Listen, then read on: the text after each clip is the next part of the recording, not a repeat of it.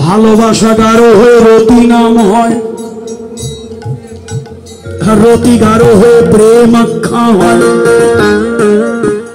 এই যে মূরতি, ভালোবাসার মূরতি, তিনি এবার মূরতি ধরলেন জীবের কুরতি নাশ করবে। যে রতি কু মানে খারাপ হয়ে গেছে, ভালোবাসা যদি নষ্ট হয়ে যায় তাহলে তো আর কোনোই লাভ হলো না। ভালোবাসা আগে চাই। হ্যাঁ, জগতে যারা ভালোবাসা করেছেন, হ্যাঁ যে করেছে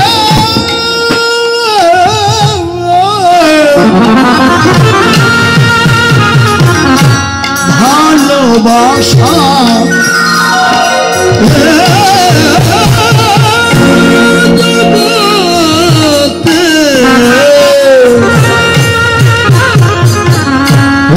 করেছে, ভালোবাসা যে করেছে, ভালোবাসা এই ভালোবাসা চাই, ভালোবাসা চাই। জগতে যে করেছে বাসা ভালো, এই জগতে বাসা করেছে বাসা ভালো, জগতে যে করেছে বাসা ভালো, জগতে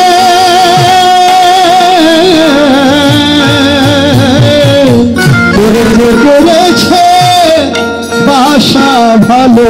ওরে গুরু কৃপা ছিনে ধরে যে করেছে বাসা ভালো, গুরু কৃপা, আরে গুরু কৃপা ছিনে ধরে যে করেছে বাসা ভালো। ওরে গুরু কৃপা, গুরু প্রেমার হরিয়া যে করেছে বাসা ভালো। ওরে গুরু কৃপা শিবে ধরে যে করেছে বাসা ভালো। বাসাটা ভালো চাই, পাত্র ভালো চাই। করবি যদি ভালোবাসা, আগে বাসা ভালো কর।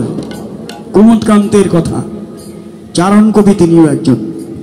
তার প্রিয় শিষ্যকে বলেছিলেন, কুমুদ বলে ওরে গদা আমার কথা ধর, করবি যদি ভালোবাসা আগে তোর বাসা ভালো কর।